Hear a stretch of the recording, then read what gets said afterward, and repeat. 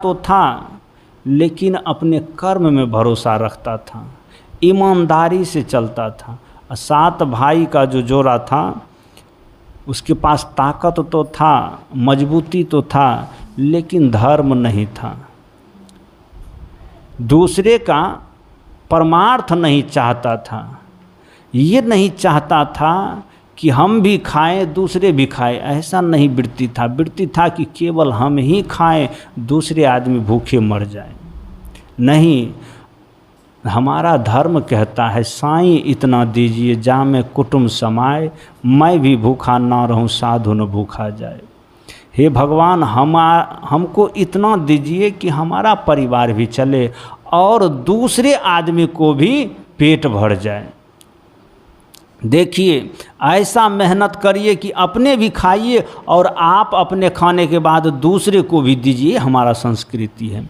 लेकिन वो 7 भाई ऐसा अपराधी था कि हर तरह से उसको शिद्दत देता था, कष्ट देता था, तकलीफ़ देता था। क्यों? अकेला भाई है, क्या करेगा? मुकदमा में भी नहीं जीतने देंगे, लड़ने में भी नहीं जीतने देंगे, बोल चाल में भी नहीं जीतने देंगे। क्यों? जो 7 भाई एक तरफ, अकेला कोई एक तरफ। तो खैर सामाजिक व्यवस्था में तो सब आदमी को पता होगा, जो आदमी अगर परिवार से विशाल है तो कम परिवार वाले आदमी को तकलीफ़ तो देते ही हैं। जो मजबूत होते हैं कमज़ोर आदमी को तकलीफ़ देते ही हैं। तो इसको बड़ी तकलीफ़ देता था। लेकिन कबीर साहब जिस बात का टिप्पणी करते हैं कि बाल न बांका कर सके जौं जगवैरी हो, राखे वाला साइयाँ मार सके न कोई। अगर भगवान बचाने वाला है तो मार कोई नहीं पाएगा। लाख उसको आप कष्ट देंगे, भगवान अगर चाहेंगे तो कष्ट बस सब समस्या का समाधान हो जाएगा। एक रोज़ क्या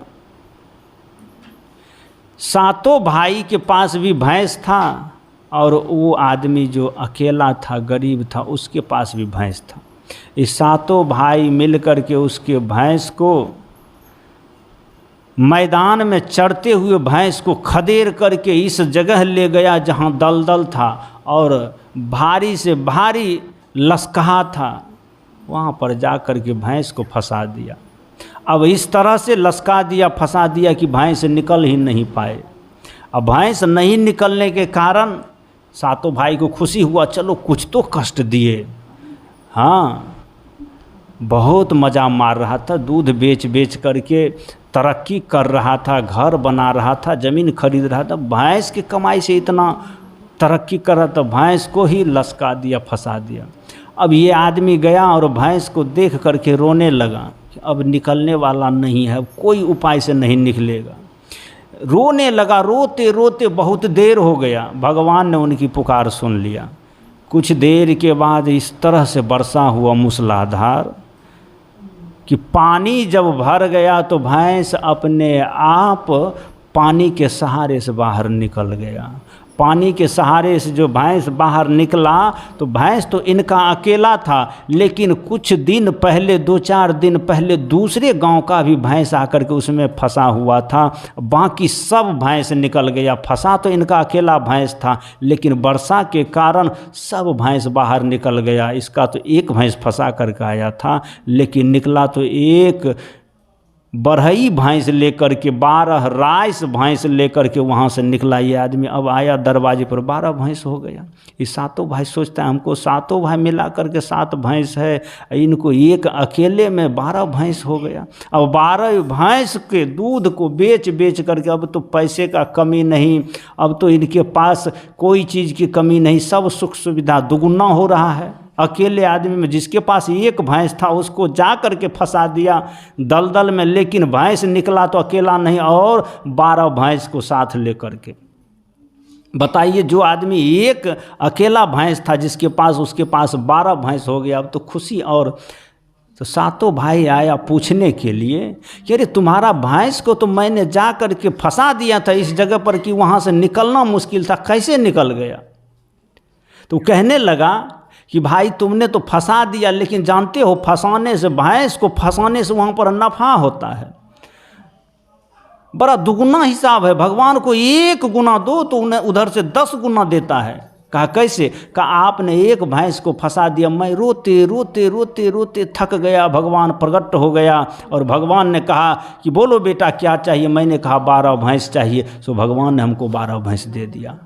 तो सातों भाई ने कहा ये काम करो, तुम भी हमारे सातों भाई भैंस को वहाँ जा कर के फंसा दो, हम सातों भाई भी रोएंगे, भगवान प्रकट होंगे, बस जा कर के हमको भी सातों भाई को 10 गुना 12 गुना जोड़ करके भैंस मिल। कहा कि तो आराम की बात है, आप रो करके देखो, भगवान के सामने जो भी जिज्ञासा करोगे भगवान सबकी बात को पूरा करते। बस जा कर के सातों भाई के भैंस को जा कर के जहाँ फंसा दिया कि अब सातों भाई रोते रोते भोर से शाम हो गया, अब कोई भगवान प्रकट हुआ नहीं।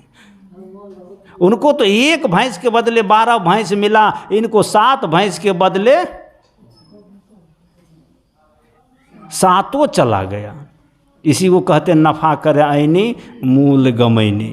तो नफा करने के लिए नहीं ये गया था, लेकिन वो नफा करने के लिए नहीं गया था, वो तो मजबूरी बस गया था। उनको तो किसी ने फंसा दिया था, ये तो नफा करने के लिए गया था, भगवान को बुर्बक बनाने के लिए गया था। तो इनका भैंस ऊपर हुआ नहीं, 7 चला गया, मुफ्त में आया। कहा कि ये आदमी हमको बहुत अच्छे तरह से ठग लिया। अब तो अपने पास 1 भी भैंस नहीं है, इसके पास अकेले में 12 भैंस है। लेकिन इतना ही नहीं, आया और क्या काम किया कि उनके घर में आग लगा दिया। अब देखो तुम्हारा तरक्की, घर जल करके राख हो गया। घर जल करके राख हो गया तो रोने लगा सब परिवार, माँ बाप रोने लगे। कहा रोने की ज़रूरत नहीं है, अरे जो करता है भगवान अच्छा करता है। आज तक भगवान खराब किया ही नहीं किसी का जो मेरा खराब करेंगे। आग लगना था लग गया, जलना था जल गया, लेकिन मेरे ख्याल से अच्छा ही हुआ, क्योंकि जो होता है इस दुनिया में अच्छा ही होता है, बुरा कुछ नहीं होता है। होनी होय सो होई है, अनहोनी नहीं होय, तुलसी भरोसे राम के निर्भय होय के सोए। जो होने वाला होगा सो होगा। हम तो आराम से सोएंगे, हम तो आराम से अमन चैन से रहेंगे, भगवान को जो अच्छा लगेगा सो करेंगे। उसने कहा कि अच्छा हुआ, आग लग गया, कोई बात नहीं, इसमें भी नफ़ा होगा। फिर भैंस को किसी ने जा कर के फंसा दिया तो 1 गुने के बदले 12 गुने हुआ, 1 भैंस के बदले 12 भैंस हुआ। तो किसी ने आग लगा दिया तो इसमें भी नफ़ा ही होगा। अंजाम क्या हुआ कि जले हुए घर के राख को बोरे में डलवा लिया, मोटिया को बुलवा करके बैलगाड़ी पर लोड करवा लिया, सारे राख को लेकर के चल दिया। अब सातों भाई पूछते हैं राख लेकर के कहाँ जाते हो? कहाँ बेचने के लिए। सातों भाई ने कहा ये पागल है, राख कहीं बिकता है? राख बेचने के लिए गया महानगर में, और उधर से 1 बैलगाड़ी भर करके सोने चांदी आया। वो भी कह रहा है सोने चांदी मैं बेच रहा हूँ, ये राख वाला भी कहता मैं सोने चांदी बेच रहा हूँ। तो उसने कहा भाई गाड़ी बदला बदली करोगे? कहा बदल लो। राख वाला गाड़ी दे दिया, सोने चांदी वाला गाड़ी ले लिया। आया अब घर में तो सोने चांदी की कमी नहीं, रुपये पैसे की कमी नहीं। सातों भाई ने कहा कि इतने सोने चांदी कहाँ से आया? कहा कि राख के बदले सोने चांदी मिलता है। घर जला हुआ जो राख अगर लेकर के जाओगे बाजार में तो उसके बदले में सोने चांदी देता है। कहा मेरे घर में भी आग लगा दो। कहा तो 1 मिनट का काम है, लाओ माचिस, छीटो पेट्रोल। अब आग लगवा दिया, सारे सातों भाई का घर जलवा दिया। भैंस तो फंसा ही दिया, अब घर भी जल करके राख हो गया। अब सातों भाई बोरे में डलवा करके राख को बेचने के लिए गया तो उधर जिस गांव में जाए कि लो राख लो, मैं राख बेचता हूँ, राख लो राख बेचता हूँ, जिधर जाए उधर लोग डंडा लेकर राख कहीं बेचने के लिए आता है गाँव में। राख तो बिका नहीं, उधर से मुंह कान फुला करके आया, जिधर के मैं राख बेच रहा हूँ, मेरा घर जल गया, मैं घर जला करके बेच रहा हूँ, उधर लोग मारे, उधर से दौड़े, आखिर में मार खा करके आया। कहा कि अरे तुमने तो कहा राख के बदले सोने चांदी मिलता, मुझे तो राख के बदले डंटा मिला, मेरा तो मुंह कान फूल गया। सब भाई ने गुस्सा करके आया और क्या काम किया, गुस्सा के मारे इसको हाथ पैर बांध करके अब फेंक दिया नदी में। कहा कि जाओ अब तुम हुक्का पाती खेलते रहो। कहा कोई बात नहीं, अब फेंक दिए हो जब वो नदी में तो ये भी अच्छे हुआ, क्योंकि तुम 7 भाई हो, तुम जो करोगे वही अच्छा होगा। चलो मुझे फेंक दिए, कोई बात नहीं। अब जो उसको हाथ पैर बांध करके प्लास्टिक के बोरे में पैक करके फेंक दिया, सो प्लास्टिक के सहारे से डूबा नहीं, वो दहाते हुए जा रहा है। दहाते हुए जाते जाते एक जंगल के पास चला जाता है। वहाँ पर एक डाकुओं की अड्डा है। डाकुओं का सरदार कहता है कोई बोरा में भासा हुआ आदमी जा रहा है, इसको खोल करके देखो तो क्या है। जब खोल करके देखता है तो उसमें आदमी है। उसको अपना साथी बना लेता है, साथी बना लेता है। अब चोरी में जाता है, डकैती में जाता है, सिंकट्टी में जाता है, छीनने झपटने के लिए जाता है, तो उसको भी साथ लेकर के जाता है। डाकू के गैंग में अब वो काम करने लगा, डाकू के मंडली में काम करने लगा। कौन? वही आदमी जो अकेले भाई था, अब डाकू के गैंग में काम करने लगा। एक रोज डाकू ने एक सेठ के घर में डाका डाला, और सेठ के घर में डाका डाला तो सेठ के बेटे को अरेस्ट कर लिया और ले जाकर उसको जंगल में हाथ पैर बांध दिया। और उनके पिताजी को फोन करके धमकी दे रहे हैं कि बेटा अगर सुरक्षित चाहते हो, जिंदा अमानत चाहते हो तो 17 करोड़ रुपया अब जल्दी भेजो, नहीं तो बेटा की जान खतरे में है। अब इस तरह से जो उसको धमकी दे रहा था, ये आदमी था बड़ा सात्विक। इसने सोचा कि देखो मैं तो गलत तरीका से इस चोर के साथ में आ गया हूँ, लेकिन ये अच्छा काम नहीं कर रहा है। बेचारे इसका क्या कसूर है, इसको बांध करके इतना तरपा रहा है, इसको मारने की धमकी दे रहा। अब डाकू के सरदार इधर उधर गए, इधर उधर देखे, सो राजा के बेटे का हाथ पैर खोल दिखा, बेटा भाग जाओ। किसने कहा?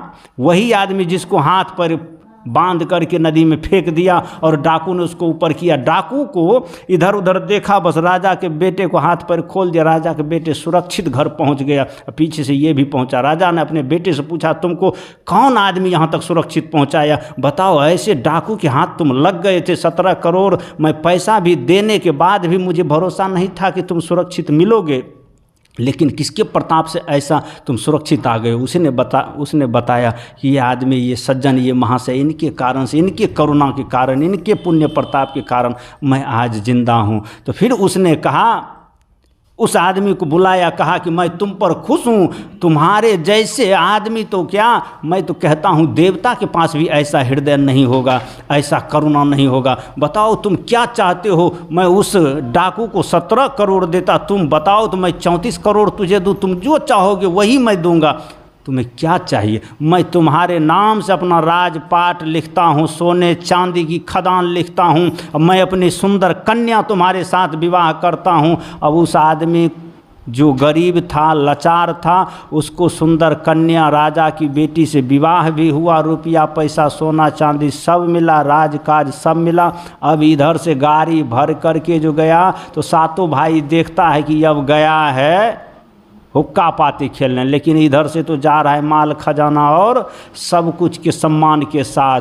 वहाँ गया तो कहा ये कैसे हुआ? कहा कि भाई आपने जो हाथ पैर बांध करके फेंक दिया तो चमत्कार हो गया। कहा क्या चमत्कार? कहा हाथ पैर बांध करके जो आदमी इस उसरहा पुल के पार होता है, फरक्का पुल के पार, तो उधर ठरे ठर भगवान मिलता है और उसको पूछता है बताओ बेटा क्या चाहिए, तो मैंने मांग लिया, सब कुछ दे दिया। तो सातों भाई ने कहा तो हमको भी हाथ पैर बांध करके बोरी में करके फेंक दो। कहा तो 1 मिनट का काम है। सातों भाई को हाथ पैर बांध करके बोरी में बंद करके फेंक दिया, बस सातों भाई हुक्का पाती खेलने चला गया। अब इसको फरक्का पुल पार होने के बाद भी भगवान मिलने वाला है। करे बुराई सुख चाहे कैसे पावे कोई, बोए पेड़ बबूल का आम कहाँ से होय। आप जैसा कर्म करेंगे वैसा फल आपको निश्चित मिलेगा। भगवान राम दशरथ के घर आज अगर अवतार लिए हैं, उनके घर खेल रहे हैं, तो उनके कर्म का ही फल है। कौशल्या के कर्म का ही, दशरथ के कर्म का ही फल है। उनके घर भगवान पुत्र बन करके